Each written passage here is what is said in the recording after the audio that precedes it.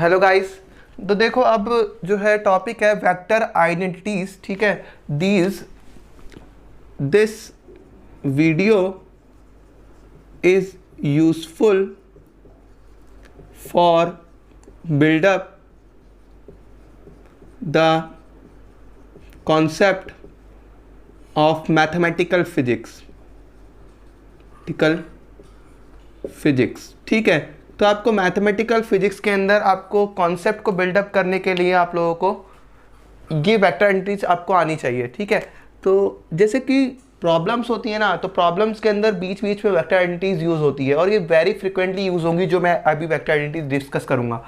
तो these vector identities is frequently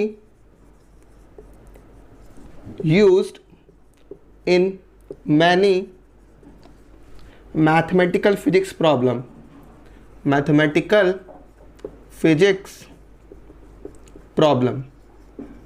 ठीक है, तो चलो, तो हम लोग पहली आइडेंटिटी को डिस्कस कर रहे हैं। तो हम लोग ऐसा मान रहे हैं कि सबसे पहले कि पहली identity let R be the position vector. तो हमने बोला कि R वेक्टर जो है एक पोजीशन वेक्टर है, तो we can write like that R vector is equals to x cap plus y cap plus z cap. Okay, एक बार देख लेते हैं वीडियो चल रही नहीं चल रही है। तो वीडियो प्रोग्रेस में है, तो अब देखिए आप, तो मैंने बोला R वेक्टर जो है वो x cap plus y cap plus z cap. ठीक है, तो अब मैं आपसे पहली आइडेंटिटी यूज़ कर रहा हूँ कि डाइवर्जेंस ऑफ R वेक्टर। ठीक है, तो ये कितना होगा, तो आपको बहुत ही हेल्प करेगा जब आप वेक्टर इंटीग्रेशन जब पढ़ते हैं, तो उसके अंदर ये डायरेक्टली यूज़ हो जाता है आप लोगों का। तो डाइवर्जेंस ऑफ R वेक्टर, तो आप क्या बोलेंगे, अब डाइवर्जेंस जो होगा वो क्या होता है, तो del by del x cap plus del by del y cap plus del by del z cap. तो आप ये बोल सकते हैं कि divergence of R vector is equals to del by del x cap plus del by del y cap plus del by del z cap dot, फिर ये R vector क्या है, x cap plus y cap plus z cap. Okay, अब ये जो है वो dot product है। ठीक है, और एक नोट करने वाली पॉइंट ये है कि जैसे a डॉट बी जो होता है, ठीक है, इज ए स्केलर। ठीक है, तो मतलब दो वेक्टर का अगर डॉट प्रोडक्ट करोगे तो आपको क्या मिलेगा, एक स्केलर मिलेगा। स्केलर मीन्स ए नंबर या एक न्यूमेरिकल वैल्यू। ठीक है, तो हम बोलेंगे कि डॉट अगर हम करेंगे तो x डॉट x तो 1 हो जाएगा, तो आपका del by del x plus फिर y का y के साथ डॉट करेंगे तो यहाँ पर 1 हो जाएगा, तो del by del y plus del by del z. तो आप बोलेंगे x का डेरिवेटिव x के रेस्पेक्ट में क्या होगा 1, फिर y का डेरिवेटिव 1, फिर z का डेरिवेटिव 1, तो दैट मीन्स ये 3। तो इसका मतलब पहली आपकी आइडेंटिटी क्या होगा, divergence of position vector equal to 3। Okay, now अब सेकंड जो है प्रॉपर्टी या आइडेंटिटी, वो देखो कैसी होगी। अब देखो सेकंड आइडेंटिटी, तो हम सेकंड आइडेंटिटी को क्या ले रहे हैं, समझना है आप लोगों को। तो हम लोग ले रहे हैं phi A vector. Okay, that means divergence of phi A vector. तो अब फाई जो है वो एक स्केलर फंक्शन है, ठीक है, और A vector it is a vector. तो हम जो ये वेक्टर है उसके कंपोनेंट होंगे, तो ए x cap plus A Y cap plus A Z cap. Okay, अब देखो बात को समझना है। फिर यहाँ पर देखो फाई ए वेक्टर, तो ए वेक्टर जो है वो तो एक वेक्टर है और फाई एक स्केलर है, तो फाई ए वेक्टर क्या होगा, वो भी वेक्टर होगा। ओके, तो अब डाइवर्जेंस ऑफ वेक्टर मतलब क्या हुआ, डॉट प्रोडक्ट है तो इसका मतलब ये पक्का क्या आ रहा होगा, एक स्केलर आ रहा होगा, ओके, स्केलर फंक्शन आ रहा होगा, ठीक है। तो चलो इसको हम कैसे देख रहे हैं कि divergence of phi A vector, तो क्या होगा, तो हम बोल रहे हैं gradient of phi dot A vector plus phi divergence of A vector, okay. तो ये आइडेंटिटी आपको रिमेंबर होनी चाहिए, ठीक है, प्रॉब्लम सॉल्व करने के लिए। तो मैंने बोला कि divergence of phi A vector क्या होगा, gradient of phi dot A vector plus phi divergence of A vector. अब चलो इसको एक बार एक प्रूफ कर लेते हैं, ठीक है, जिससे कि आप लोग इजीली रिमेंबर रख सके। तो अब प्रूफ कैसे है समझना है आप लोगों को, ठीक है। तो हम बोल रहे हैं कि divergence of phi A vector, okay. तो सबसे पहले आपको फाई ए वेक्टर लिखना पड़ेगा, तो हम बोलेंगे कि फाई ए वेक्टर क्या हो जाएगा, तो फाई, अब ए वेक्टर तो आपका क्या है, A x x cap plus A y y cap plus A z z cap, okay. तो हम इसको मल्टीप्लाई करेंगे तो क्या आ गया, phi A x x cap plus phi A y y cap plus phi A z z cap, ठीक है।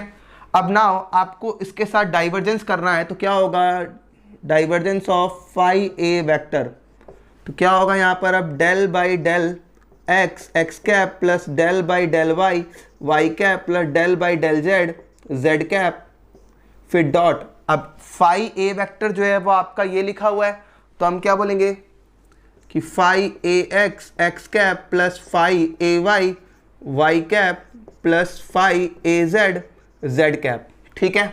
अब चलो इसका डॉट कर दूं, तो डॉट करने पर क्या आएगा समझना है आपको। तो divergence of phi A vector क्या हो जाएगा आपका, तो आप डेल बाई डेल एक्स और फिर फाई ए एक्स फिर del by del y phi A y, फिर आपका del by del z phi A z, okay. इतनी बात आपको क्लियर हो चुकी होगी, ठीक है। वीडियो एक बार देख लेते हैं फिर दोबारा से वर्किंग में है या नहीं है। तो वीडियो वर्किंग में है, तो इतनी बात आपको क्लियर होनी चाहिए। अब देखो मैंने बोला कि फाई तो एक स्केलर फंक्शन है, वो तो एक्स वाई जेड का कोई भी फंक्शन हो सकता है, तो इसका मतलब यहाँ पर आपका प्रोडक्ट रूल लगेगा। तो यूजिंग प्रोडक्ट रूल, तो आप प्रोडक्ट रूल लगाइए, तो क्या होगा, divergence of phi A vector जो हो जाएगा वो कितना होगा, तो फर्स्ट और ये सेकंड, तो फर्स्ट सेम सेकंड का डेरिवेटिव, तो क्या होगा, del A x upon del x plus फिर A x same second same first का डेरिवेटिव, तो क्या हो जाएगा, del phi over del x, okay. Similarly यहाँ पर आ जाएगा, तो phi del A y upon में del y plus A y same del phi over del y, okay. Now इसको रब कर देते हैं,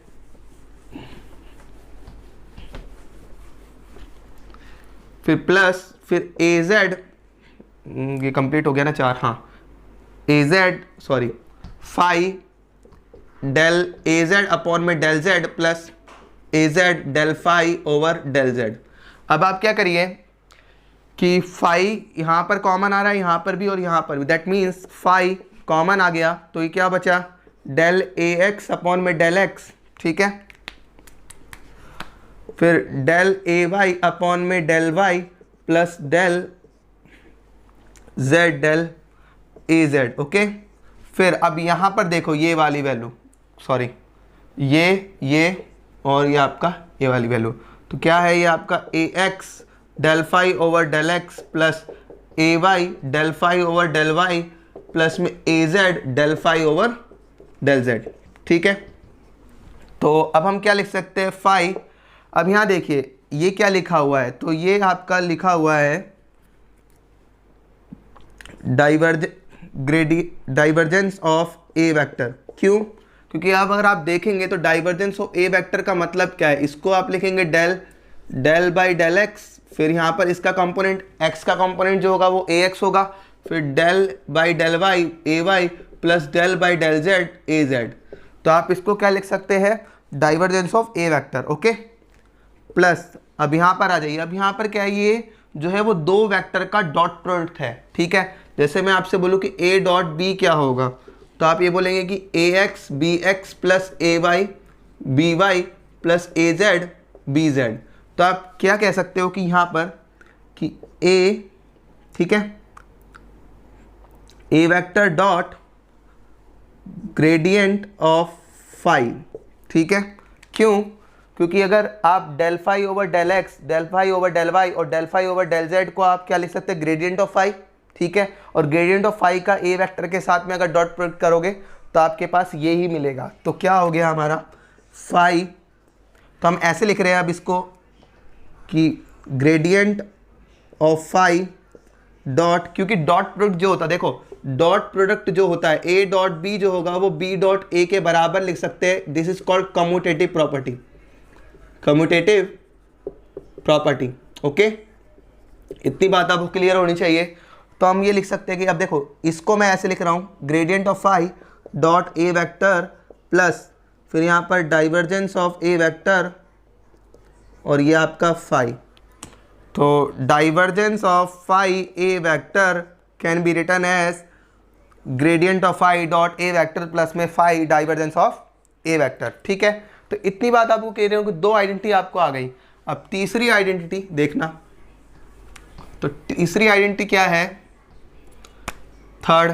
तो इसको रब कर देते हैं, तो और हम लोग साइड में लिख लेते हैं यहाँ पर कि पहली आइडेंटिटी क्या हो गई, डाइवर्जेंस ऑफ आर वेक्टर जो है आपके पास 3 आ चुका है। दूसरी प्रॉपर्टी जो है वो आपके पास ये है कि divergence of phi A vector जो है वो क्या लिख सकते हैं, gradient of phi dot A vector plus divergence of A vector phi. अब थर्ड प्रॉपर्टी, तो थर्ड लिख लेते हैं हम लोग। तो थर्ड की मैं लिख रहा हूँ ग्रेडियंट ऑफ आर की पावर एन, आई थिंक यही है, एक बार लेट मी चेक। तो ग्रेडियंट ऑफ आर की पावर एन, ओके। तो चलो इसको सॉल्व करते हैं। तो एक मिनट,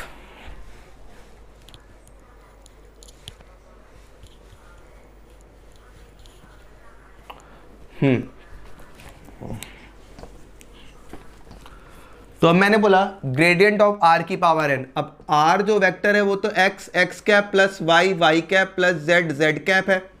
तो अगर इसका मैग्नीट्यूड की बात करें हम लोग तो क्या होगा, under root x square plus y square plus z square. तो मैं आर स्क्वायर की वैल्यू क्या लिख दूंगा, रूट हट जाएगा, x square plus y square plus z square.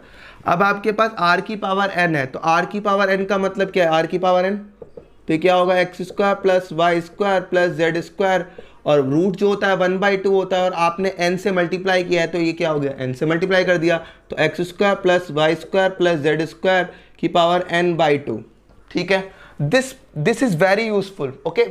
तो देखो आपसे जेएम एग्जाम के अंदर कोई आइडेंटिटी थोड़ी पूछेगा, आपसे यही तो कॉन्सेप्ट है कि भाई आपको कोई प्रॉब्लम दे रखी है और उसके अंदर यूज होगा वो, ठीक है।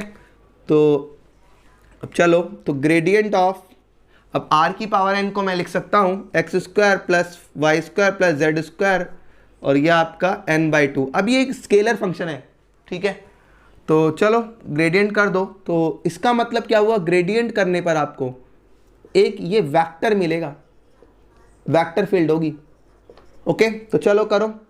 तो इसको तो मैं लिख सकता हूँ del by del x, x square plus y square plus z square n/2 x cap plus del by del y x square plus y square plus z square की पावर n/2 वाई कैप। फिर इसको rub कर देते हैं, del by del z x square plus y square plus z square की power n/2 और ये z cap. तो अब ये देखो इसका डेरिवेटिव करना है तो पावर पहले नीचे आएगी तो n/2 उस पावर में से कम हो जाएगा एक, n/2 - 1। अब x square plus y square plus z square का डेरिवेटिव, अब ये पार्शियल डेरिवेटिव एक्स के रेस्पेक्ट में तो अदर टर्म्स को कांस्टेंट ट्रीट करना पड़ेगा, मतलब वाई और जेड को कांस्टेंट ट्रीट करना पड़ेगा। तो एक्स स्क्वायर का डेरिवेटिव कितना हो जाएगा 2x, और वाई स्क्वायर और जेड स्क्वायर तो कांस्टेंट है तो इसलिए आप 0 करेंगे। तो एक्स कैप। फिर सिमिलरली यहाँ पर भी आ जाओ तो n/2 नीचे आया, x square plus y square plus z square, okay, की power n/2 minus 1। Fan on कर देते हैं।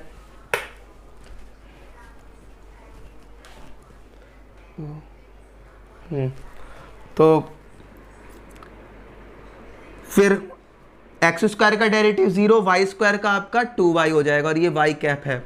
फिर सिमिलरली n/2 नीचे आया, x square plus y square plus z square n/2 minus 1। फिर ये आपका जेड स्क्वायर का 2z और ये z कैप।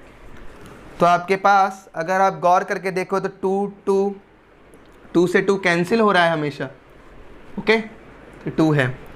तो अब आप इसमें से देखो n कॉमन आ रहा है इसमें पूरे में से, तो n कॉमन आ गया। फिर आप ये भी कहोगे कि भाई x square plus y square plus z square के n/2 माइनस 1 भी कॉमन आ रहा है। हाँ, लिख लो भाई, निकाल लो कॉमन, कोई इशू नहीं है। n/2 माइनस 1, तो बचा क्या, x cap plus y cap, ठीक है, y cap plus z cap, ठीक है। और ये अगर आप देखें तो ये आपके पास आर वेक्टर लिखा हुआ है, ठीक है। तो ये आपके पास क्या है, आर वेक्टर। तो n x square plus y square plus z square की पावर n/2 माइनस 1 और ये आपका आर वेक्टर, ठीक है। तो इधर कर रहे हैं हम सॉल्व। तो n, अब देखो समझना है please, x square plus y square plus z square और ये आपका हो जाएगा n-2/2, ठीक है, ओके, एलसीएम लेके, और ये आपका आर वेक्टर। अब समझिएगा आप, तो n x square plus y square plus z square 1/2, और मैं ऐसे लिख सकता हूँ इसको n-2 आर वेक्टर, बिल्कुल लिख सकता हूँ। अब बताओ x square plus y square plus z square जो है वो क्या लिखा हुआ है और की पावर 1/2। देखो यहाँ पर ये root x square plus y square plus z square का रूट लिखा है, तो दैट मीन्स आर लिख सकता हूँ इसको। तो मैं लिखूंगा n-2 आर वेक्टर। तो इसका मतलब क्या हुआ, तो नोट पॉइंट, तीसरी प्रॉपर्टी ये हो गई कि ग्रेडियंट ऑफ r की पावर n जो होता है वो क्या होता है, n-2 R vector. This is very important relation, okay, तो दिस इज वेरी यूजफुल, ठीक है। अब आपके पास एक नई प्रॉपर्टी आती है, तो फोर्थ प्रॉपर्टी, तो हम लोग लिख लेते हैं यहाँ पर। थर्ड प्रॉपर्टी हमने क्या सीखी है कि ग्रेडियंट ऑफ r की पावर n जो होता है वो n-2 आर वेक्टर, ठीक है। तो चलो, तो जैम 2020 के अंदर एक क्वेश्चन आया था, ठीक है, वो वॉल्यूम इंटीग्रेशन से रिलेटेड था, बट उसमें प्रॉपर्टी लग रही थी, ठीक है। तो प्रॉपर्टी जब तक नहीं यूज़ करोगे तो वो नहीं होता सॉल्व, ठीक है ना। और भी हम लोग करा रहे हैं, कोशिश कर रहा हूँ मैं कि इस साल मैं मैक्सिमम से मैक्सिमम वीडियो जो है वो पुट कर दूँ जिससे कि आप लोगों को हेल्प करे, ठीक है। तो मेरी वीडियोस अगर आपको हेल्प कर रही है तो आप लोग लाइक एंड सब्सक्राइब कीजिए और शेयर करना ना भूलें, ठीक है। बस मैं हेल्प कर रहा हूँ यहाँ पर, ओके। तो मुझसे ये भी उम्मीद ना रखें कि मैं पूरा कोर्स कंप्लीट करा दूंगा, ऐसा भी नहीं हो सकता, ठीक है। मैं कोशिश कर रहा हूँ कि मैक्सिमम से मैक्सिमम वीडियोस को मैं अवेलेबल कराऊँ आप लोगों के लिए। तो चलो, अब फोर्थ जो प्रॉपर्टी है वो क्या है, तो मैं बोल रहा हूँ डाइवर्जेंस, सॉरी, तो ये आपके पास प्रॉपर्टी है, हाँ, divergence of R vector upon में आर क्यूब, ठीक है। ये बहुत इंपॉर्टेंट है और यही प्रॉपर्टी थी जो उस 2020 एग्ज़ाम के अंदर लग रही थी, ठीक है, ओके। तो चलो ये वाला प्रॉब्लम जो है वो डिस्कस करते हैं हम लोग। तो यहाँ पर divergence of R vector upon में आर क्यूब, ये बहुत इंपॉर्टेंट है, ठीक है। तो चलो करते हैं। तो डाइवर्जेंस ऑफ, अब इसको मैं लिख सकता हूँ आर की पावर -3 आर वेक्टर, ओके, कोई दिक्कत, ये ऊपर चला गया। अब बताओ, ये जो है वो तो एक स्केलर फंक्शन है ना, स्केलर फंक्शन है, क्यों भाई, जो r है वो तो आपका क्या होता है √x² plus y square plus z square. तो r जो है वो x y z पर डिपेंड कर रहा है, तो ये आपका फाई की तरह ट्रीट कर रहा है ये, तो ये इसको हम लिख सकते हैं फाई। और अब ये ऐसी आइडेंटिटी बन गई divergence of phi R vector, तो ये तो वही रिलेशन आ गई कि divergence of phi A vector. तो आपका आइडेंटिटी यूज़ कर लो, तो करो, तो क्या होगा, gradient of phi dot A vector, तो ए वेक्टर यहाँ पर कौन काम कर रहा है, आर वेक्टर, तो ए, तो हम ये लिखेंगे आर वेक्टर प्लस, फिर यहाँ पर देखो फाई, तो फाई क्या है आपका, ये फाई लिखो, अभी तो लिख लो ऐसे फाई, फिर डाइवर्जेंस ऑफ आर वेक्टर। अब देखो ग्रेडियंट ऑफ, अब फाई क्या है, आर की power -3 dot R vector plus phi divergence of R vector. तो हम क्या लिख सकते हैं, अब समझो, अब ये प्रॉपर्टी ये वाली यूज नहीं हो गई क्या, कि ग्रेडियंट ऑफ आर की पावर n, ये ऐसे नहीं है, तो n की वैल्यू -3 लिखा है, तो आप क्या लिखोगे भाई, साइड में देखो कि ग्रेडियंट ऑफ आर की पावर -3 है, तो पावर नीचे आई, तो n नीचे आया, तो दैट मीन्स -3, फिर उस पावर में से 2 माइनस करना है, तो -3 -2 आर वेक्टर, तो क्या हो गया -3 आर की पावर -5 आर वेक्टर। तो आप यहाँ पर क्या लिख सकते हैं, -3 आर की पावर -5 आर वेक्टर, और ये आपका डॉट लगा हुआ है आर वेक्टर के साथ में प्लस, फिर 5। अब आप देखो, जब मैं डाइवर्जेंस ऑफ आर वेक्टर क्या लिखा होता है, 3 लिखा होता है, तो इसका मतलब यहाँ पर आप क्या लिख सकते हो, 3, ठीक है। तो इतनी बात आपको क्लियर होनी चाहिए, और यहाँ पर 5 लिख लो, 5 क्या है, 5 आपका था आर की पावर -3, तो आर की पावर -3 और ये आपका 3 आ गया। अब ये -3 आर की पावर -5 और ये आर डॉट आर हो गया, ठीक है, फिर +3 आर की पावर -3, तो आप क्या लिख सकते हैं, आप इसको यहाँ पर करा रहे हैं हम लोग, तो -3 आर की पावर -5, अब आर डॉट आर, तो आर डॉट आर जो होगा वो r² हो जाएगा, +3 आर की पावर -3, तो -3 आर की पावर -5, तो ये देखो ये -5 है और ये +2 है, दैट मीन्स -3 +3 आर की पावर -3, तो ये कैंसिल हो गया, तो आपका क्या आ गया, ये 0।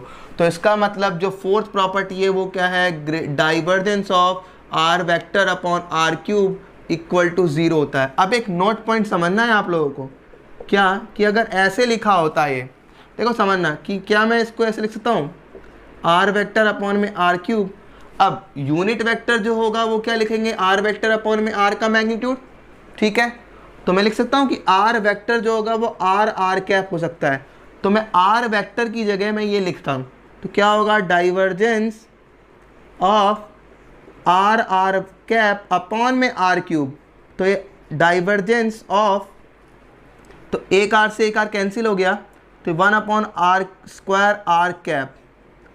तो ध्यान रखना है आपको क्या, कि चाहे ये लिखा हो चाहे ये लिखा हो, तो आंसर विल बी 0। तो हम लिख देते हैं कि इसको हम ऐसे भी लिख सकते हैं, ठीक है, और यही लिखा हुआ था, आप अगर जैम 2020 के पेपर में देखोगे तो ये लिखा हुआ था वहाँ पर वॉल्यूम इंटीग्रेशन के में, ठीक है, तो आर कैप अपॉन r², और वो कितना होगा, 0। तो आपके पास 4 प्रॉपर्टी अभी आपके पास है। चलो मैं 5th प्रॉपर्टी भी करा देता हूँ, कर्ल वाली, ठीक है ना, ये भी बहुत इंपॉर्टेंट है, ठीक है, तो ये भी डायरेक्टली यूज़ हो जाती है, तो हम साइड में ही लिख लेते हैं कि divergence of 1/r³ R vector equal to divergence of 1/r² R cap must be 0, okay.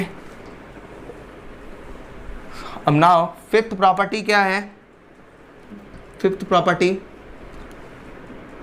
Curl of position vector. देखो ये भी डायरेक्टली यूज हो जाती है, मतलब कर्ल ऑफ आर वेक्टर।